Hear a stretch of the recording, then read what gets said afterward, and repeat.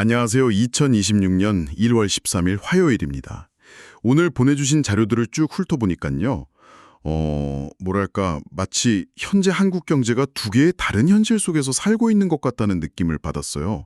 한쪽에서는 AI나 원전 같은 이런 미래 기술에 대한 기대로 주식시장이 막 뜨겁게 달아오르고 있는데, 또 다른 한쪽에서는 당장 살 집의 전세금을 걱정하면서 부동산 시장의 압박이 거세지고 있거든요.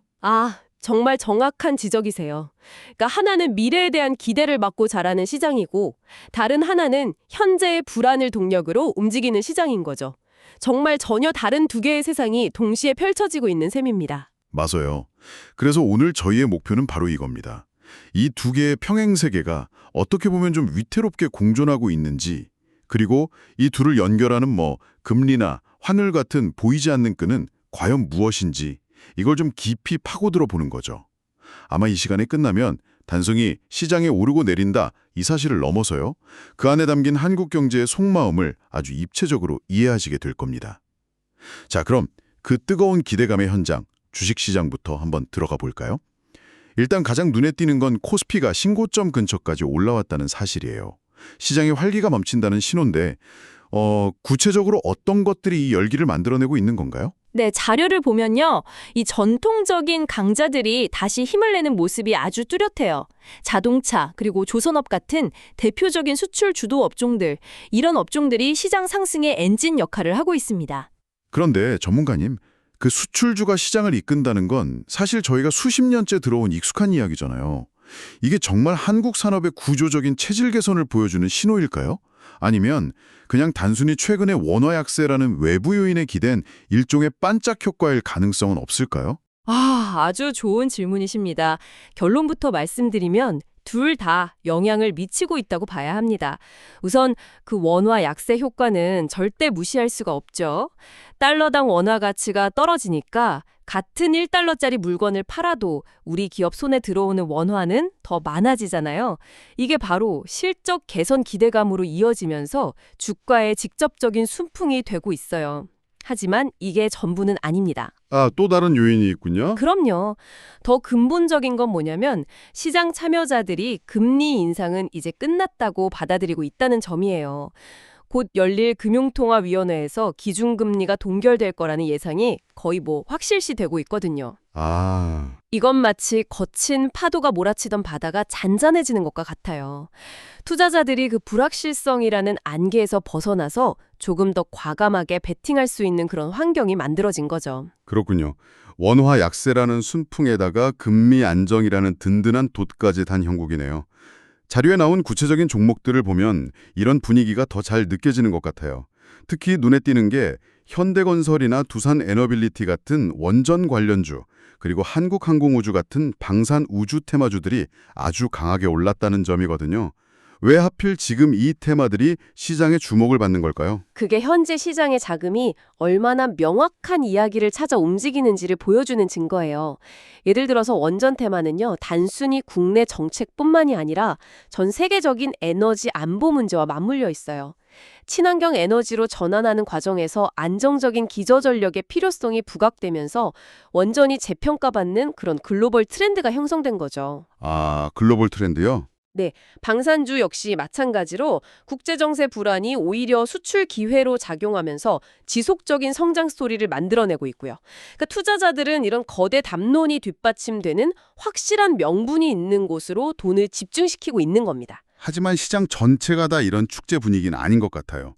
자료 한쪽을 보면 ENCell 같은 종목은 3% 넘게 하락했고 SK이토닉스도 내렸어요.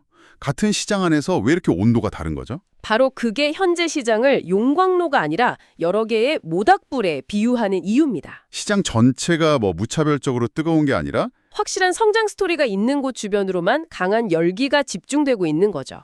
모닥불이요? 네, 반대로 조금이라도 실적에 대한 의구심이 들거나 업황에 대한 불확실성이 있는 기업들은 이 강세장에서도 철저히 외면받고 있어요.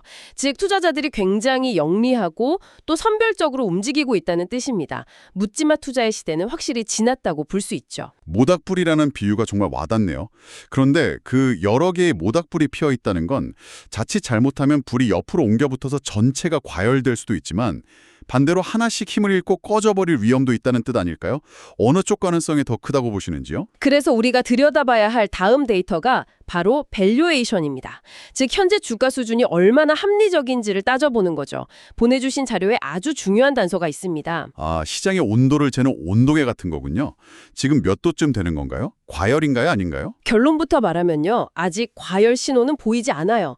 자료를 보면 코스피 전체의 주가 수익 비율, 즉 PER이 약 13.5배 수준으로 나오는데요. 잠시만요. PER 13.5배라는 게 보통의 투자자들에게는 바로 와닿지 않을 수 있을 것 같아요. 좀 쉽게 설명해 주실 수 있나요? 물론이죠. 이걸 아주 쉽게 말하면 현재 기업들의 1년치 순이익을 13년 반 동안 한 푼도 안 쓰고 꼬박 모으면 그 회사의 전체 가치, 즉 시가총액만큼 된다는 뜻이에요. 과거에 IT 버블이 한창일 땐 이 숫자가 20배를 훌쩍 넘기도 했고요. 반대로 글로벌 금융위기 때처럼 시장이 공포에 질렸을 땐 한 자릿수로 뚝 떨어지기도 했죠. 아하. 그러니 13.5배는 막 열광하는 것도 그렇다고 비관하는 것도 아닌 성장 가능성은 믿지만 일단 신중하게 지켜보자는 시장의 냉정한 기대감을 보여주는 온도계 같은 숫자라고 할 수 있습니다. 그러니까 너무 비싼 거 아니야라는 공포보다는 앞으로 더 성장할 테니 이 정도 가격은 합리적이야 라는 심리가 더 우세하다는 말씀이시네요. 그리고 이런 심리가 실제 돈의 움직임으로도 나타나고 있고요. 자료를 보면 로봇이나 AI 같은 미래산업 테마 ETF로 자금이 계속 흘러들어가고 있다고 나옵니다. 맞아요. 그 ETF, 즉 특정 주제와 관련된 주식들을 한 바구니에 담아서 펀드처럼 쉽게 사고 팔 수 있게 만든 상품으로 돈이 몰린다는 건 아주 의미심장한 신호입니다. 개인 투자자들이 단순히 지수 상승에 편승하는 걸 넘어서서요. 미래를 주도할 산업이 무엇인가에 대해 스스로 판단하고 적극적으로 베팅하고 있다는 뜻이니까요. 자료에 따르면 주식시장에 새로 참여하는 개인 투자자 수 자체도 계속 늘고 있고요. 시장의 깊이와 넓이가 함께 확장되고 있는 긍정적인 모습이죠. 미래 성장이라는 명확한 스토리를 가진 테마들을 중심으로 뜨거워지고 있지만 PER 13.5배라는 숫자가 보여주듯 아직은 이성적인 범위를 벗어나지 않은 건강한 낙관론이 지배하고 있다. 이렇게 볼 수 있겠네요. 정확합니다. 막연한 탐욕이 아니라 나름의 논리를 갖춘 기대감이 시장을 움직이고 있는 형국입니다. 결국 주식시장의 열기는 미래에 대한 기대감에 돈을 거는 거군요. 그런데 그 기대감이 우리의 현실적인 주거 문제까지 해결해주지는 못하는 것 같습니다. 시선을 돌려서 자산시장의 다른 한 축인 부동산을 보면 분위기가 완전히 달라요. 여기는 기대가 아니라 압박이라는 단어가 훨씬 더 잘 어울리는 상황이거든요. 네, 주식시장이 미래를 향해 달려가는 우주선 같다면 부동산 시장은 중력에 짓눌려 있는 잠수함 같은 모습이죠. 자료의 핵심은 매매가와 전세가 모두 끊임없이 오를 거라는 압력을 받고 있다는 점입니다. 특히 서울 아파트 가격이 작년인 2025년에 이미 8.7%라는 큰 폭으로 오른 뒤에도 올해 역시 안정적인 오름세를 이어갈 것이라는 구체적인 예측이 나오고 있어요. 아니, 작년에 벌써 8.7%나 올랐는데 또 오른다고요? 이렇게 계속 가격이 오를 거라고 보는 근본적인 이유는 뭔가요? 혹시 여기에도 금리가 영향을 미치나요? 결정적인 영향을 미치죠. 주식시장과 똑같은 금리 동결 기대감이 부동산 시장에서는 전혀 다른 방식으로 작용해요. 주택 구매를 망설이던 사람들에게 이제 대출 이자 부담이 더는 늘지 않겠구나, 어쩌면 앞으로 줄어들 수도 있겠다는 아주 강력한 신호를 주는 겁니다. 이게 얼어붙었던 매수 심리를 녹이는 가장 중요한 열쇠가 될 수 있습니다. 잠시만요. 이 부분은 정말 다시 짚어봐야 할 것 같아요. 자료에서 가장 우려스럽게 지적하는 부분이 바로 전세 시장이거든요. 전세자금 대출이 줄면서 전세난이 올 수 있다는 가능성을 중요한 리스크로 꼽고 있어요. 이게 도대체 어떻게 매매 가격까지 끌어올리는 건가요? 그 연결고리를 이해하는 게 지금 부동산 시장을 읽는 핵심입니다. 이건 마치 도미노 같아요. 첫 번째 도미노는 전세 공급 부족입니다. 여러 이유로 시장에 나오는 전세 매물 자체가 줄어드는 거죠. 그리고 두 번째 도미노는 전세자금 대출 감소입니다. 전세를 구하려는 사람 입장에선 집은 없는데 돈 빌리기도 어려워진 이중고에 처하는 거예요. 수요는 그대로인데 공급도 줄고 돈 빌릴 길도 막히면 당연히 전세 가격이 폭등하겠네요. 바로 그겁니다. 세 번째 도미노가 전세가 급등이죠. 그러면 이제 마지막 도미노가 넘어갑니다.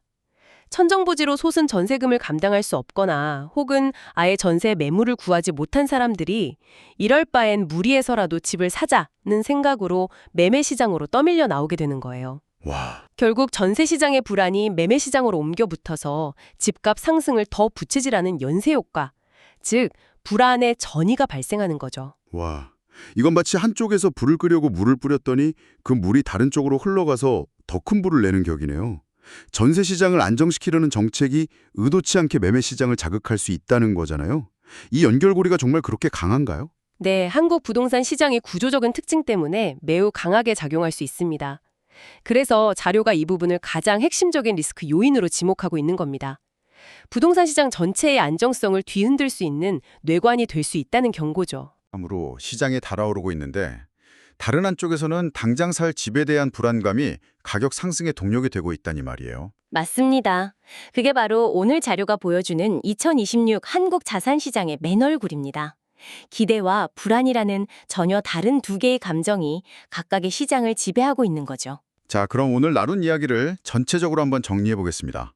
2021년 1월 13일 우리가 함께 분석한 자료가 그리는 그림은 결국 두 개의 평행 세계 위를 달리는 한국 시장의 모습이었어요. 한쪽에는 AI와 원전 같은 미래 성장 스토리를 동력으로 삼아서 활기차게 움직이지만 아직은 이성적인 밸류에이션을 유지하고 있는 주식시장이 있고요. 다른 한쪽에는 잠재적인 전세난이라는 뇌관을 품은 채 끊임없이 가격 상승 압력을 받고 있는 부동산 시장이 있습니다. 그리고 이 두 개의 평행 세계를 관통하는 단 하나의 공통 분모가 바로 금리 동결에 대한 기대감이었죠. 이 똑같은 현상이 주식시장에서는 투자 심리를 되살리는 기회로, 부동산 시장에서는 대출 부담을 덜어주면서 가격을 떠받치는 지지대로 작용하고 있어요.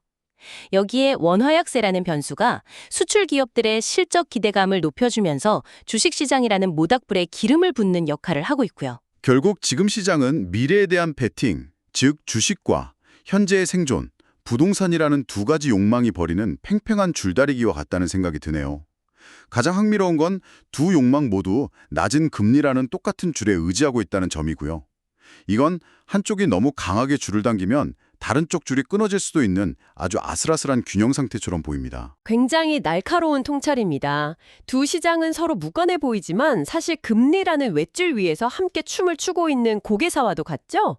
그래서 앞으로 금리가 예상과 다른 방향으로 움직일 때 두 시장이 어떤 반응을 보일지 예의주시해야 합니다. 네, 지금까지 현재 무슨 일이 벌어지고 있는지 정말 깊이 파고 들어봤습니다. 이제 이 모든 데이터를 바탕으로 마지막으로 생각해볼 질문을 하나 던져드리고 싶어요.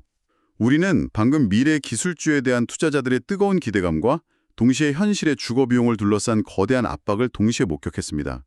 그렇다면 언젠가 미래 성장에 대한 이 낙관적인 이야기와 현재의 삶의 비용에 대한 이 무거운 이야기가 서로 정면으로 충돌하는 지점에 오지 않을까요? 그렇게 됐을 때 과연 우리 경제와 사회를 더 강하게 흔드는 것은 미래에 대한 희망일까요? 아니면 현재의 고통일까요? 이 질문을 곱씹어 보시면 오늘 나눈 이야기가 더욱 의미 있게 다가올 것 같습니다.